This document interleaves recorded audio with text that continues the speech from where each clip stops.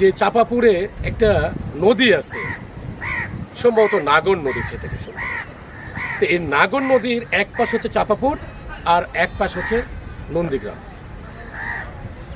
তো এই যে এই চাপাপুরের এলাকার মানুষদের ম্যাক্সিমাম জমি হচ্ছে ওই পারে পড়ে গেছে, নদীর ওই পারে। তো ওইখানে কোনো ব্রিজ নাই। ওইখান থেকে এক মন একটা ধানের বস্তা একটা মানুষ যদি নিয়ে আসে, সেই বস্তা কিন্তু তাদেরকে 50 থেকে 60 টাকা করে গুনতে হয়, মাথায় করে নিয়ে আসে।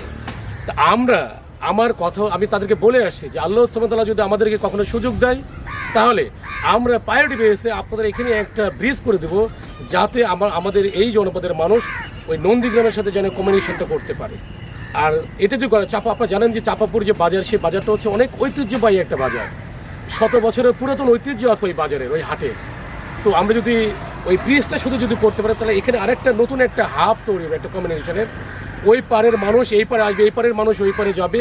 এখানে অর্থনৈতিক যে স্বাবলম্বীর কথা যেটা বলি, আমরা এই একটা ব্রিজের মাধ্যম দিয়ে ব্যবসায়িক এবং অর্থনৈতিক স্বাবলম্বী হওয়াও সম্ভব, শুধু একটা ব্রিজ যদি করে দিতে পারি আমরা। এবং যত দ্রুত সম্ভব আমরা এই রাস্তাঘাট, তারপর হচ্ছে যে মানে আপনার হচ্ছে যে ব্রিজ কালভার্ট, যেখানে যেটা প্রয়োজন স্বাদ এবং সাধ্যের মধ্যে আমরা শুরু করবো। এটা মূল যেটা বক্তব্য, সেটাই হচ্ছে যে আমাদের ঐক্য, জনগণ আর দেশ গঠন। এটাই আমাদের প্রথম, এটাই আমাদের শেষ, সবার আগে বাংলাদেশ।